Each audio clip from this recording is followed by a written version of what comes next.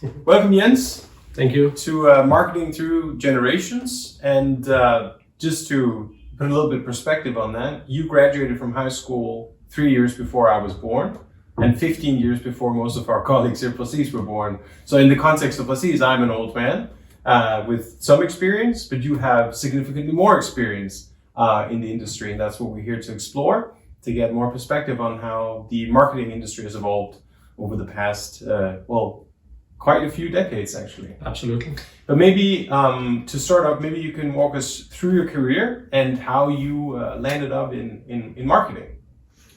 So basically, as you said, I graduated in 1983 from Copenhagen Business School. At that time, there were two cool places to be. If you're an analytical management consulting style type of person, you were going or chasing a job at McKinsey. If you are more into marketing, sales, and the new world of information technology and electronic data processing, you would apply for a job at IBM. So I did the latter, and I started at IBM in 1983 at a time where it was all about, I was a sales trainee. It was what you call today a graduate program, but it was a traineeship. It took 18 months from I started to I had the first real customer interaction. There was training in Stockholm. We flew there for 26 weeks. I was there back and forth. You would have sales training, you would have presentation techniques, you would have technique. But what it was all about was to sell hardware, to sell mainframes. It was all about, these were big chunks of machinery that probably could do less than our mobile phones today or smartphones today, definitely less. But they would cost from about 2 million euros and up for an IBM 3083 or something, whatever they were called. So, and marketing at that time, IBM was a huge factor in the world. They still are. They're still the company, or one of the companies, who are filing most patent applications in the world today in technology, and they're a huge source of innovation, even though you don't hear so much about them anymore, but they clearly are a world leader. But at that time, all the contracts. So marketing was big blue. It was leading edge technology. Contracts and terms were non-negotiable because they were already pre-printed. So when I went to a customer with a contract to sign, they just had to sign it. There was no, and in that there was a clause where you could say if they were thinking about buying something else, another brand than IBM. IBM had the right to withdraw all the service obligations they had on the existing equipment that they had already bought. I had I had a big insurance company as a client, and they mentioned that they might be looking at choosing an Amdahl, it was called at that time, which was a much cheaper copy of this mainframe. So I rang the alarm bell, and in flew a guy from White Plains in New York. He was an Amdahl killer, and he went to have a little presentation about half an hour with the IT director of that insurance company. And after that, they bought IBM. Oh, so that was marketing at that time. So quickly developing into, so I was there for 4 years. I then was hired to set up a subsidiary of a Danish computer company in London. It was a company that actually built local area networks with PCXTs.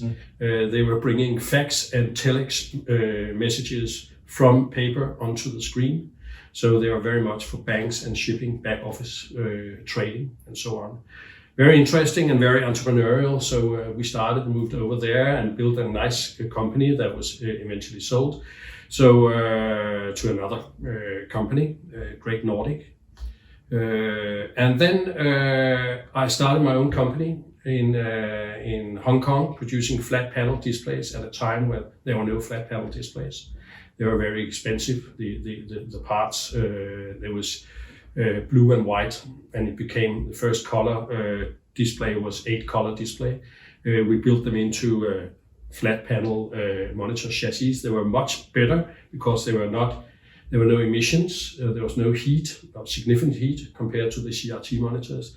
Much less space, but they were more expensive. So it was a niche product for production facilities. And if you were back in the early 90s, were driving on French motorways on all the peage in the booth there were our screens sitting everywhere there. Oh, very good. I think I had a TV with a very flat screen, but it wasn't a flat screen TV. It was like the depth was around like 50 centimeters or something like that. And it was a cathode ray. It was called CRT. So it was like blowing these little cathodes up onto the screen from behind. So there was like a cannon sitting there. That was why it was so flickering.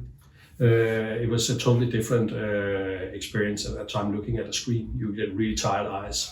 It's much more quiet now. So, okay, but let's move quickly forward. So I worked with that for a number of years eventually. So we moved to London in 1987 for 2 years, we thought, but 11 years and 3 children later, we came back and we lived 5 years in London. We lived in Hong Kong and we lived in Hamburg. And in total, I would say we have lived, my family and I, 15 of the past 30 odd years abroad. Worked there in different cultures, from Hong Kong to Germany to London. So quite a lot of experience there from seeing different ways of buying, selling, communicating, marketing, although it's still the same basic principles. We'll get back to that later. So then again, I moved to London in 2005 after being in Copenhagen for about 8 years with our family for 3 years, where I was the working chairman of a telecommunications infrastructure company. And so I moved from hardware IT via software into telecom. And in the meantime, we'd also touched a little bit upon the .com bubble era around the millennium, so around end 90s, beginning of the zeros. And at that time, the ideas were plentiful, the business models were lacking, but some survived, such as Amazon. They started as a bookstore, online bookstore. As we all know, but a lot of these projects, they didn't have the business model built in, and also the technology, the connections, the quality of the communication and the images, and even the screens were not good enough to make it a good user experience. And so as we know, the bubble burst, but it had started a movement, and with the increasing capabilities of telecoms and bandwidth, and fiber and so on, the infrastructure is now available for you can do anything.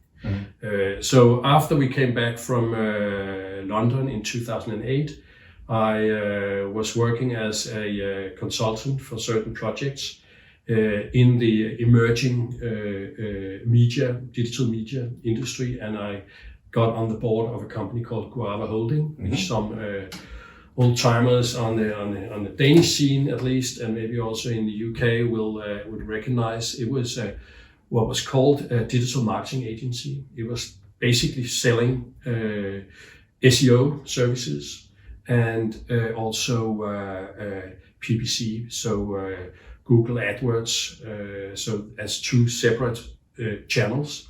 And then there were some people, some nerds in the corner fiddling around with some data, but they were more like in the corner and not really important.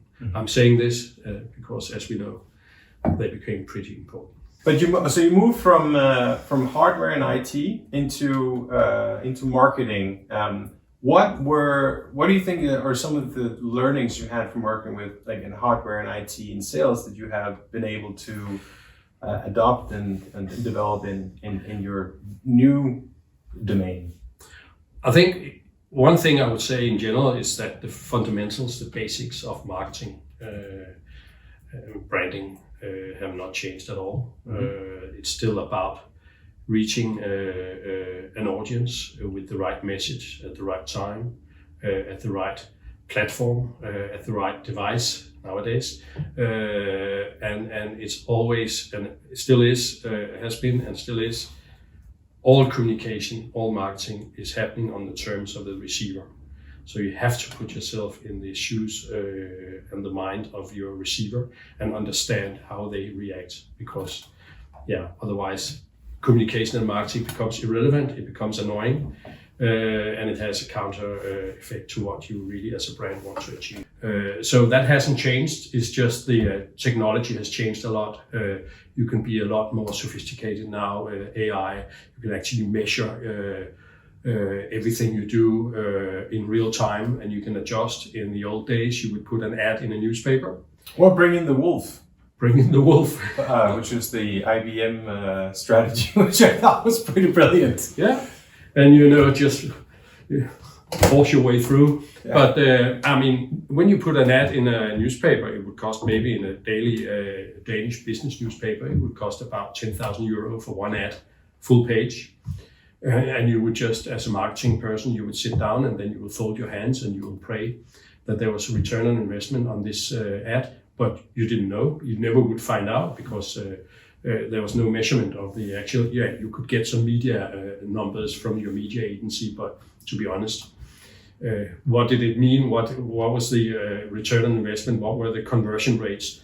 You had no idea, and it was a lot of money you could spend on it and on taking a chance. Today, you can react in real time to changes, as we know in performance marketing, and so it's now the turn has come. I think where it's so sophisticated in performance marketing, based on the data we all the time collect, and we react based on that and the insights we have.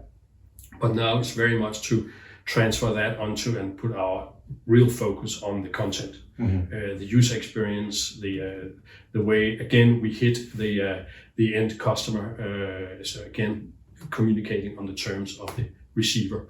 It being a customer, it can be an employee, a colleague, it can be all the stakeholders that you have in your around your brand. I'm going to improvise just slightly based on what you said about IBM, because I also suspect there are some pretty massive learnings moving from what IBM at least used to be and the market position they had. And I'm not going to call it a monopoly, but it was close to really like owning the market. Absolutely. And as you also referred to in terms of the terms and conditions, there wasn't like a lot of wiggle room or room for negotiation for any of the clients. And I suspect marketing plays a very different role from that to starting your own business or working with like smaller companies. Like, can you elaborate a little bit on that? Yeah, I mean, of course, coming from IBM, where the job was to sell. It wasn't really to negotiate terms. It was just to make sure that you were close to the customer, and then make sure that they bought what you were incentivized to sell to them. So that was how it worked. It was very American style, I would say. It was also in the early days of the IT and the digital age, and they were. IBM was a dominant, as you say, a totally dominant player. Going over on the other side, being actually, when we moved to London to set up this subsidiary. So there was a company here in Denmark, it was established, but we came over there, we were 2 people and a desk. Which company is this? It was called Mark Computer Systems. Yeah. And it was maybe a 50 people company. As I said, they still exist. They made shipping software. They made so early days of communication, local area network communication, and it was all about from the ground up. We produced some brochures. We were sitting in London. We were sending out paper brochures. I would call to follow up. I had some really interesting experiences because I came from Copenhagen. Everything, of course, was in English. And at that time, I had my school English to base my selling on. And once I had a call where I was following up. I was calling a guy in a bank, and I said, "So, have you read our brochure?" And he said, "No, sorry, sir. I just came back and." From holiday, and I've got piles of paper on my desk. And so I said, all right, so I'll call you back in 2 weeks' time when you have removed your piles. which I didn't know at that time, but he was very kind to say, you shouldn't say that because piles is slang for hemorrhoids in English. So you shouldn't say that. So that was another story from IBM where there were no negotiable. I was trying to get this guy to remove his hemorrhoids before he could make a decision. So, but he was kind enough to make me aware that that was not the thing to say. So we were really back at ground zero in terms of sales and marketing, the hard way. Cold calling, sending out brochures, following up, converting eventually to sales, and building these, at that time, highly technical networks. And we had engineers flying over from Denmark and crawling around on the floor and hard wiring these local area networks together to bring a telex up on a computer screen and a fax. So very different. So in general, if you're an entrepreneur, if you're a self-starter, it's a great job. It's also very hard because sales and marketing is very. It's just get your hands into the dirt and start working hard. You can't surf a wave if you're at IBM. I could imagine with some of the big companies now, Google and all. A lot of the sales is done. It's a very dominant position your brand is in, and so you're more involved in executing things and making things happen and staying close to the customer. So some of the fundamentals are exactly the same, but of course how you actually act and execute it is very different. But they're both great. I would say I'm happy that I started with the very good graduation or traineeship that I had at IBM, because that was a huge luxury and a privilege, and I use it still today. It's something to refer to, and it was a blue stamp to have said that you had worked at IBM, and then I could bring that with me to my more independent career, which has been predominant actually ever since. And I can actually, in case you should be asking, Anders, which you might do, so what made you make that change? So there was one week in my life, I can say, that made a huge change in direction for me, in my mindset at least. So when I was at IBM, we were constantly being sent on different courses to learn, which was amazing. So I chose one, and I was 26 years old at that time. I was a young boy or whatever, and as you are, at least I was at that time. I hadn't put too many thoughts together in a very constructive way in thinking about planning my life or anything. But I chose this course called the Forum, and the tagline was stress management and self-realization. So it happened, so we were installed 50 people in a cottage in a forest outside Brussels with 2 psychologists. And I was 26, the other 49 were about 50 years old. Nice. They had been all their career at climbing the corporate ladder at IBM. And during that week, we did yoga, we did meditation, we did things that were pretty new in the way you were thinking at that time. And I just saw the people around me who had climbed that corporate ladder one by one, breaking down, regretting. Some had not dedicated any time to their family. They tried to rewind the movie. Obviously, you can't do it. Some had stress. Some had lost children due to illness. Got divorced. You name it. And I was just saying to myself, not using the F word, I'm not going to do that. I'm not going to make that mistake. So I want to make my priorities on having a good life and be much more, enjoy the present and don't worry about the future. And there were some cliches maybe, but I tried to live by them that I learned during that week that actually changed my direction. One is fear is a fantasy about something which has not yet happened. It's easier said than done, but sometimes when we think about all the things that can happen, I mean, it's only imagination, it's just fantasy, bad fantasy. how many things actually that we worry about today matters in 10 years time. 99.9%, I can say at least, I can't remember 10 years back. And so try not to put too much emphasis on that. And that, I think, has made me change from being a very corporate person to being more independent, with all the pros and cons that comes with it. But it gave me a much better satisfaction in life. And I can say that when I eventually moved into digital marketing, so to return to what we discussed before, I got on the board of Guava Holding. I actually moved down and became operational in Guava in Denmark, and then I became operational. I got Nordic responsibility. Eventually, I got, so Guava was acquired by a French company listed in Paris called NetBooster, they're now called Artifact.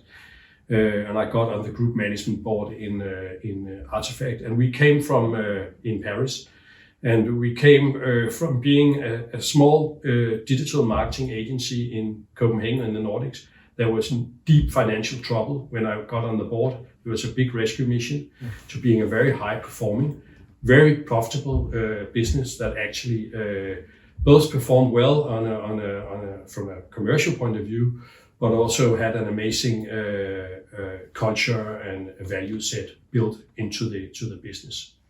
So if you go back to the 2009, 10, 11, and these digital channels are really taken off, Facebook also starts to take off around 11, at least that's when it becomes a true competitor to Google, I know, from the inside. But what were the conversations you were having with your clients back then as a representative for a digital media agency? What were they struggling to understand what was going on, and how did you sort of help educate them on the change that was happening? So as it was new to everyone, the agencies, but most of all for the clients and the brands, I think there was this excitement that things could happen, they could measure everything. But I also think that the brands, they actually eventually they handed over too much of their own control of their own marketing. They handed over the data handling to the agencies. They handed over everything around the advertising because the digital agency said, give it to us, we can make it perform much better. You don't have to bet on the 10,000 euro ad, one pager in one day's newspaper and then it's gone. We can make it, we can optimize now. So just give us your budgets and we will make sure that you get optimal performance and return on investment and return on advertising spend and all the other terms, abbreviations that we use now. So it was a crazy day. It was a crazy time, I think, in many ways. It was the rebirth of advertising and marketing. And it was the obvious solution from a dying old style advertising industry. And the new kid on the block took over and the brands were first reluctantly, but then afterwards just pouring all their budgets into digital because, of course, that's where the audience was and totally is now. So it was a different conversation. You transferred the communication or the conversation you had with the clients from being a supplier of a service gradually into at least a tactical discussion with your clients. So you can say, okay, now you can choose this channel or this media and you can do this, you can spend that much on things. Maybe you should turn that one down a little bit and you could be a little bit proactive as well as an agency towards your clients. All clients love agencies being proactive, coming up with new ideas. That is true. There was a lot happening. Google kept introducing things. Suddenly Facebook appeared as well as a huge media from being a free platform before to being very much not a free platform anymore and very commercial. So it was all evolving and you could have these more and more interesting conversations as a tactician and eventually also as a strategic consultant or advisor where you can combine all the channels. So the industry has moved from a single channel supplier status into the online marketing department of a brand that was separate from the normal marketing department to being a strategic advisor to integrated branding, communication, sales, marketing, content, channel strategy, user experience, AI, data strategies, data crunching, insights that you could reuse again, this infinity loop where you all the time you use the data, the insights you pick up, and you make new ways into to the marketing activities and marketing strategy you are doing, and also combine it and link it with your brand equity investments. So it's a huge development. I mean, going from sitting in a garage delivering search engine optimization, at that time it was only about ranking high on the Google search engine. So that was it. And now into being SEO now is more fancy, called content strategy, because SEO is a lot. It's all about content. It's all about being visible, not only in a Google search, but it's everywhere for the right reasons. So it's just a revolution. And step one, I think we still have step two in front of us, or ahead of us. Maybe you can, because as I remember the conversations I had when I started this career, so this was 2009, 2010, as an account manager, I remember I recognized the whole hands-off approach from like leadership in different companies. Like, so you would typically talk to the online traffic manager who'd be sitting on, in this case, Google Search, which was the single biggest sort of revenue contributor, and really more sort of like, I think, a sales engine than a marketing engine. But that online traffic manager would have every single responsibility related to anything in digital marketing, anything from analytics to search to both paid and organic, a little bit of display, etc. Overwhelmed, but typically extremely overwhelmed, because he was or she was the only person who really knew something about digital. Now, obviously, that's changed a lot, and COVID certainly helped in the sense of allocating more resources to digital.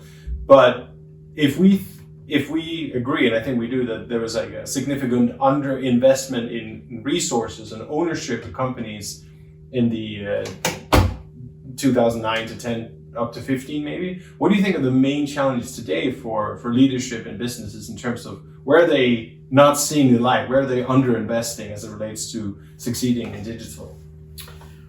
Yeah, that's a really good question, because there are many areas where I think leadership is now challenged. Mm-hmm.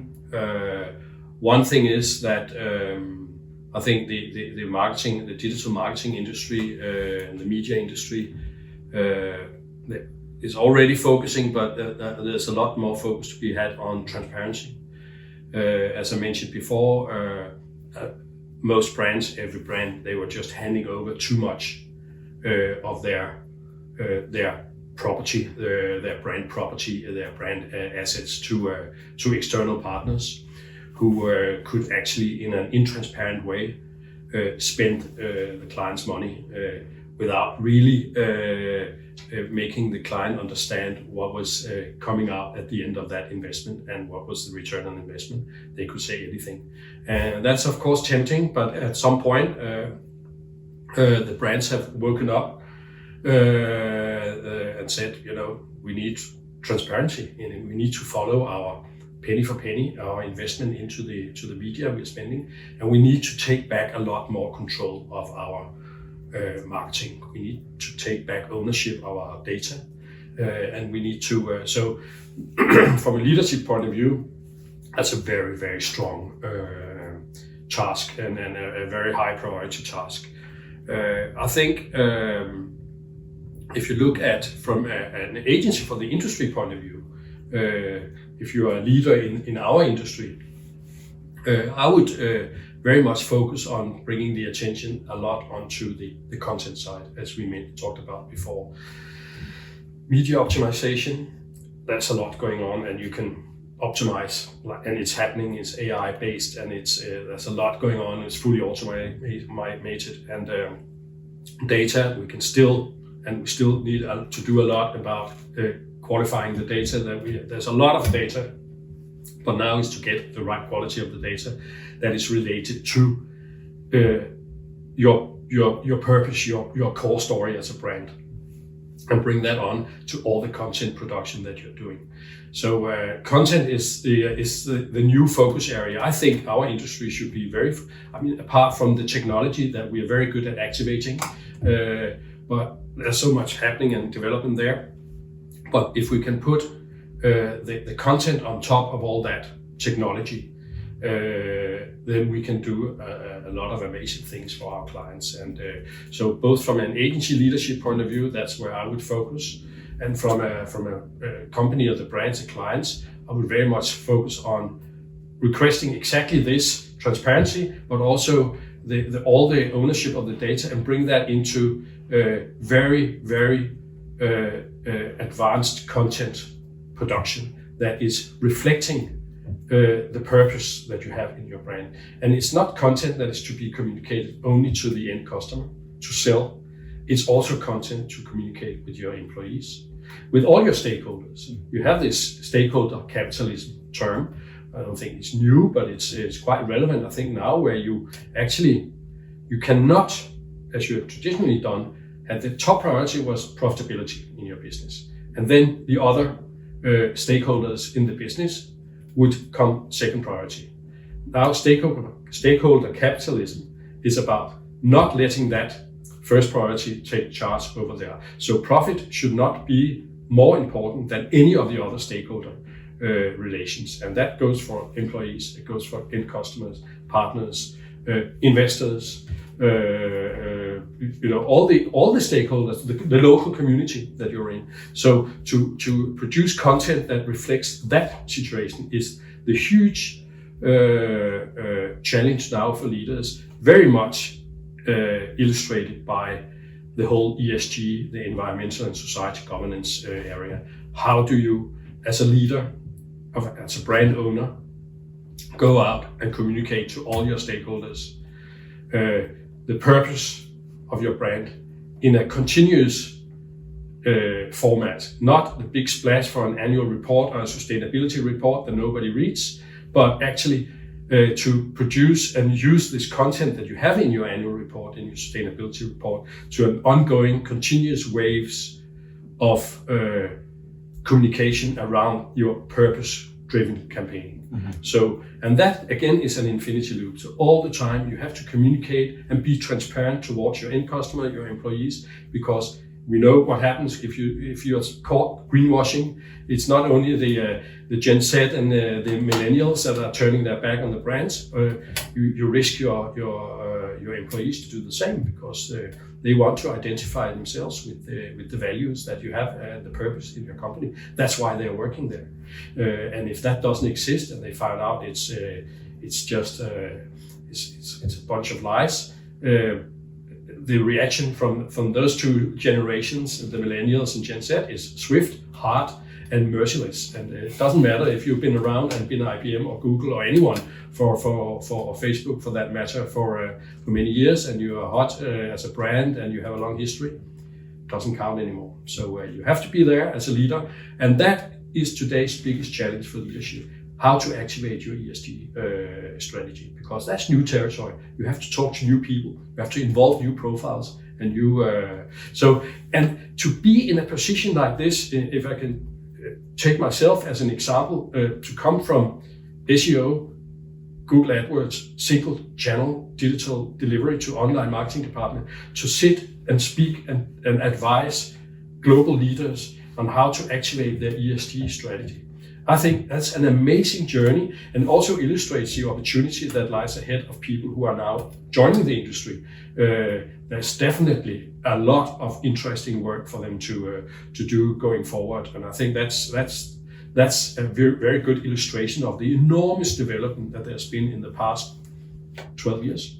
And but we do call this marketing through generations, and I think in that sense it does make sense to talk about generations. But do you think it's like the fact that there's like a new or several new generations coming up that is changing this? Is that what's pushing for this change that you see as an immediate need for for all organizations? Is it a new set of values, new set of core beliefs, other than rewriting capitalism altogether, which is ambitious, but I like it. Yeah, but it's that's what's happening, and yes, is the answer. The Gen Z and the millennial generations are actually, they are demanding, but they're also asking brands to take responsibility to make the planet a better place, a better version of itself.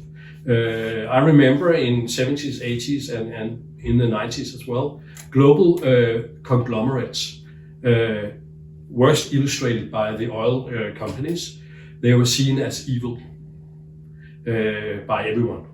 And they were probably evil. They were making money, tons of money. They were polluting the world. They didn't care about their employees, all the things that were floating around them. So, but today, the true generations or the young generations are asking, demanding from the brands to take full responsibility and take action to save the planet, to become better versions of themselves where they can help. They're not asking, maybe some are politicians or world leaders because they have other agendas. The brands have the position and the interest to do it, because what is interesting for the brands actually, if you do this, you keep, you attract talent, you keep your talent, you can develop them, you attract new customers. If you don't do it and you try to hide the evil truth about your carbon footprint or other things, and then your employees eventually find out there's nowhere to hide, the punishment is hard because you don't take the responsibility. So there's a lot of business sense. It makes a lot of business sense to take responsibility, but luckily it also makes this. Hopefully, I mean, we can see there are really a lot of big brands and global brands, but also small companies. You can measure your own carbon footprint as an individual, and you can do something about it. So a lot of companies can now sit down as step one to look at themselves and measure, where do I make the biggest carbon footprint? If you Google carbon footprint monitor, and then you will come up with a lot of free platforms where you can measure this. And then you can see, okay, in my little company, these are the top 10 things where I actually leave a carbon footprint. So I can make a very quick and quite a significant impact in my area and my niche. And I think this to improve. And that all adds up. And brands, global brands, they can do that as well. Very few, I think, can take the full responsibility across all. I don't think anyone can do that. But you can find the vertical or the audience and the niche and where your brand is strong, and you can make a huge effort there. And I think that is the huge opportunity, but also the huge challenge for leaders today. So as it relates to marketing, you also mentioned initially that marketing has always been about like the same core discipline, but the change is then in terms of advising on marketing and working with marketing, you're saying that today you need to communicate a purpose, you need to communicate your values, you need to communicate the level of responsibility that you're taking for making the world a better place. Is it a shift from more tactical communication to purpose-led communication? Or how do you see the role from the marketing department? How's that changing? I think it's very much purpose-driven now. It hasn't been so much before. It's been more communicating about your product strength and why it's a great product. And and here you are actually communicating. You are building a story and the content around, and the user experience around your why as a brand, why you're here, and why they should put trust in you, because what it's all about is about building trust between you as a brand and all the stakeholders around you. What does that entail for the marketing departments? Whether that's within an agency or whether you have that in-house, what are the new sort of set of skills that you need to build? So I think it's a huge opportunity for marketing now building, because it has become where you traditionally had the conflict between sales and marketing and branding and PR communication, brand equity. These two ends of the scale are now meeting in the middle, and they are merging.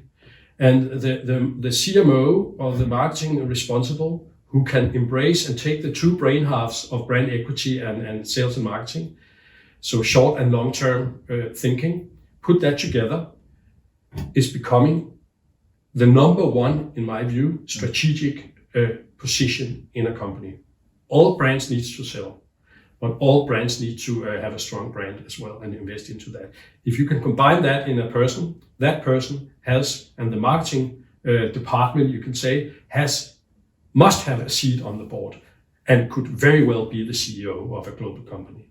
So whereas before, I think there was a certain roof on the corporate ladder, if you could say that, for marketing department and CMOs. I see that now opening up, and it's the sky's the limit, and much more than being financial savvy. You need those skills as well, of course, and there's compliance and everything. But with stakeholder capitalism, there are so many other things that you need to be aware of as a leader of a company and a brand, so it's not enough to have specific skills. You need to have very general skills, and they are all combined in the sales and marketing of your purpose of your brand, because the purpose is the why of your company. That's your core story. This is why we're here, and that has to be communicated very strongly to the end customer, but also to your people, your colleagues. I mean, this is so important and it's crucial. And that's a big change from my generation when I started at IBM, where you were begging for a job. Now, the companies out there, especially, I mean, of course, it's in the Western world, they have to maybe not beg for the talent to come, but they have to be really, really focused on being proper people and behave and have a proper purpose in place. And walk the talk. It's not enough to brag about it and then be caught greenwashing. You have to walk the talk all the time and communicate on an ongoing basis all the time. You'll never stop. So, but if you don't do it, you don't deserve the trust of your people. And that's new territory for leaders of my generation. I think it's a huge challenge, and it will be difficult for a lot of them. They must start now asking. For example, why not, when you look at these things, ask the newest recruits of your company, the ones who went on the graduation circuit that I went on at IBM.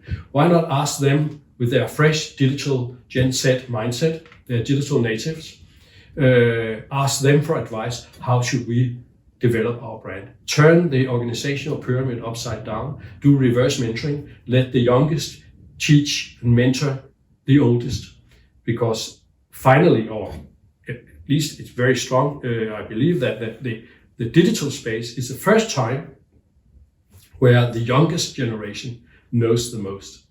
All the other skills, traditional skills, financial, commercial, leadership, are things that you have learned along the way. But now you can actually take advantage of having the freshest input, the most honest, maybe naive, but that's wonderful to have that input to the way you approach this new world of activating your purpose and your ESG strategy and all the new areas that you need to do that. You have to try something new. You have to reset your brand. So to reset your brand is a huge task, but it's necessary. And I think the world has to reset in order to take a responsibility for the ESG agenda. So and listening to us now talking about this, and then coming from SEO, I think illustrates the development of our industry. That we can sit around the table. We have potential in our industry to become board members, chairman of the board, and the group global CEO of global brands is a major journey, and without taking our marketing industry's mouth too full. I think it's really how it is, because it's become a strategic discipline that is vital for survival of companies. That is exciting. I'll actually just say from my perspective, being involved with recruitment here, even just over the course of the last 3 years, there has been a development where I think the candidates are much more frequently now articulate an appreciation of a particular direction, view on sustainability that they've researched in advance, or maybe they read our handbook. But I really welcome this change as well, because I think if you only apply for a job and pretty much the only parameters you're looking at is like learning opportunities and compensation, you potentially lose out on other aspects that are incredibly important, both for your career development, but also for your well-being and sense of purpose. But I'd like to, and I think I like the idea that we can all become global CEOs or CEOs of global companies. But I think you've referenced a few experiences and learnings through your career during this conversation as it relates to nurturing your own both talent and well-being. So I'd like to maybe move slightly from the global CEO level and leadership of companies down to advice that maybe you can pass on to the common generation of marketing talent. So if you're at the beginning of your career, you've mentioned a few things. You mentioned that you're grateful for starting in a company that offers a well-structured learning environment with like IBM and a graduate program. You've also mentioned that you, at 26, had an experience that taught you that maybe you weren't going in the right direction, and maybe you needed to change and shift the trajectory to get the life that you wanted.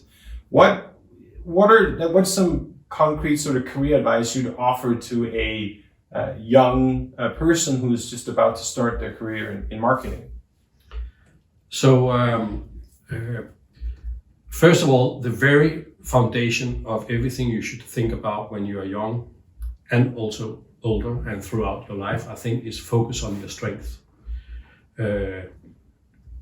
Maybe not forget about your weaknesses, but really focus on your strengths, because don't spend a lot of energy become mediocre at something that you're really bad at. I mean, I have a lot of areas where I shouldn't even start, because focus the energy of your strengths, and that goes for companies as in for individuals who wants to be successful from whatever parameter you put up. How do you go about assessing your strengths if you don't know how to do a lot of things? And I also think about myself coming out from university, or even after 2 years at Google, I joined a startup and learned that I didn't know anything about sales and marketing, because it's fairly easy to sell something that has a 98% market domination, but it's very difficult to sell or market something that nobody knows about. Yeah. So so let's start with someone who's fresh out of university, maybe had like their first job, and you're not really sure what you're good at as of yet. Like how do you go about assessing that? So I would sit down. My recommendation, Matt, or my advice is get your hands dirty in working with in marketing, which is digital these days. Get your hands dirty in understanding some of the platform, the tools, understand data, understand some of the programming, get acquainted with some of the programming languages, get acquainted with some of the more technical aspect, the toolbox, really basic toolbox. Because it's a best foundation, I think, for the future. I'm fully aware that data, as we know it today, in 5 years' time, it's probably totally different, and it is evolving very quickly. But having that foundation is a very strong thing to have in your digital or your marketing career, because this is what's lacking, the understanding of how things are working. Because my generation, we don't know it. We don't understand it, and it's a great asset to have and bring with you. I say that to my own children. Just invest your time into being good at being a craftsman in this space. And there's a lot to work on in the digital marketing space. You can do all these optimization tools. There's AI. It's very exciting anyway, and be curious, and then be really, again, it's a cliche, but willing to adapt and to change. That's what it's all about. It's all about agility now, and brands needs to be prepared. And so start getting your hands dirty, and then feel in your stomach, because how do you find your strength? I think if you think about it, you know what's your gut feeling about things. Do you feel good about doing something? Mm-hmm. That's because you're good at it. Mm-hmm. And it's because you like doing it. It's also where you sometimes develop a passion. So, and then invest that strength and that passion into engaging yourself in some communities that are centered around those topics, and invest yourself into that community, because you will get a lot back, which is the beauty of communities. I think to be engaging in communities of all sorts. It can be local communities, or it can be business related communities, or specific niche, vertical, nerdy data and analytics communities. It's just a great way of living your passion and get a lot in return. And it doesn't cost anything, and you feel good about it because you like it and it's your strength. So focus on your strength. Don't focus on your weaknesses. Get your hands dirty, and then find out as you go. Do I want to become a specialist, or do I want to become a generalist? Do I want to be a technical profile, or do I want to become a strategic? Do I want to be an account director where I'm leading and advising the clients, or do I want to actually sit and work? So there's this. You can go many ways and many variations of this, but to have the toolbox in place first, and then based on that and your strength and your curiosity and your passion, then choose what suits me best, because I want to have a good life. Coming back to the IBM stress management and self-realization week I had, I found out that I have to ask myself all the time, if I'm doing this, is this a part of me having a good life? Because as far as I know, we only have one life. I can't remember my last one, at least. But so focus on that when you are try to think about it, but then again, also be impulsive. Sometimes it's easier to say no than to say yes to some things, and sometimes, be a bit crazy and say yes to things that you're not totally sure about, because fear is a fantasy about something which has not yet happened. Like there's like a red thread here in terms of organizations embracing the next generation, in terms of giving them quite literally, like a seat at the table.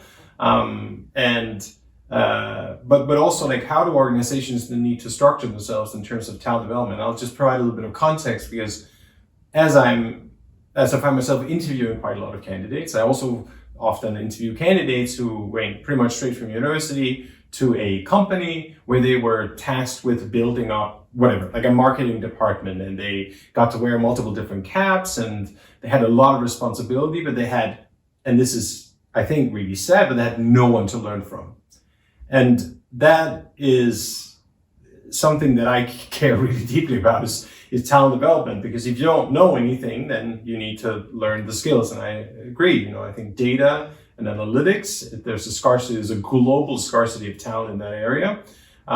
There is platforms obviously understand the craft, because you effectively need that to be able to contribute or to allow yourself to specialize in a particular direction. But when you think about, like, how do companies get better at orchestrating a learning environment that can, expedite the learning curve of coming generations of talent? It's a huge challenge to be honest, for some of the more traditional industries and brands. Talk about printed media, or where there is a culture of non-digital. The whole business is built around it, and the transition is amazingly hard to build in that kind of a working environment. To change the genes of that particular company is really a challenge. I don't know where the golden nugget is here, because I haven't seen it actually happening in many of these companies, because reverse mentoring is something that I would say is a motivator, at least. Excuse me. If you are, as a new recruit, you can see I'm invited to the big table here. Wow, I'm being taken seriously. So, but of course, I mean, when you ask the young generation now, why are you working in this and that company?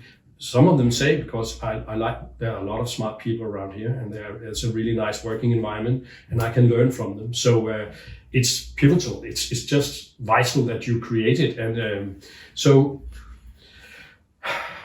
I mean, for newer brands, I think it's all about empowerment. It's like incentivizing failure, for example. So if you want a fail fast culture and you say to your people, just try things, try crazy things, and then actually make sure that they are not, as in my generation, and especially my parents' generation, failure was terminal. You know, if you made a mistake, you're done, you're finished. Now we want to fail fast, we want to be innovative, we want to increase the pace. We also need to, because if we don't incentivize failure, so it should be almost like a bonus criteria that you have failed at least 2 projects that you have failed within 3 months. And so somehow you incentivize that. So you create this mindset and the culture and the values in your company where it's okay to fail. It's actually required that we fail, and we need to change the mindset from being protective and with hands across our chest to be open and do crazy things. Of course, learn from the failures and not copy them over and over again. That's obvious, but still learn from them and say, okay, but what did we learn from this, and how can we take that and make that a new project that we are now focusing on. So that whole process and environment and mind shift, I think, is the first thing as a company you need to make, because then you create the excitement and you make people fearless. And again, about the fear and the fantasy and everything. So just remove that fear and remove, of course, empower, truly do it. And as a leader, again, and this is very, very difficult for some if you haven't been born with that gene, you have to be an emotional leader. You have to desire, you have to love your colleagues. You have to have a desire that they succeed that is much higher than your own success as a leader. You shouldn't be afraid of someone coming and taking your job. You should be proud of it. That's also a cliche. But you should also genuinely, not just say that, but you should mean it, because your colleagues, the young people are coming in, if they can feel that you as a leader, you don't really mean it actually, but then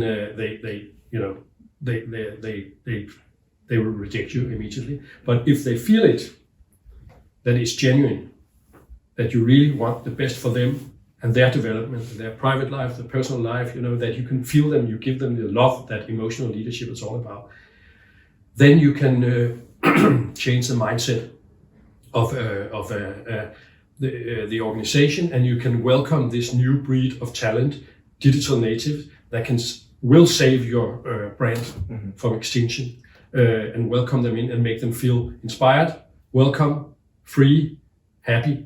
All the nice words that makes them go out at the end of the day and become great brand ambassadors for your brand. And they love to talk about it at dinner parties and everything. Say, wow, you're working there and we're doing this and that, because you're proud of it. If you're hiding because you're working in a company that is polluting the world or something, it's not that fun to be at a dinner party and people ask what you're doing because you don't want to tell them. So it has an enormous effect, but it's also an enormous task. And it's a never-ending task for leadership, and this is the new reality for leaders in small, medium, and global companies, the like. So the essence of all of this, if I hear correctly, everything from actually embracing the new challenges in marketing, in terms of being a brand and what that brand needs to represent, not just represent, but also communicate, to developing your talent. It's effectively, if not a cultural change, then certainly an emphasis on other aspects in terms of culture, where you, it sounds like a cliche where you embrace change, because that's what everyone writes on LinkedIn, but in terms of also instilling, having a leadership team in place that actually walk the talk, that are open to change and suggestion, even if it means their own career effectively. And welcoming the coming generation to participate in the strategic decisions that need to be made in terms of the direction of the company. Absolutely. Spot on.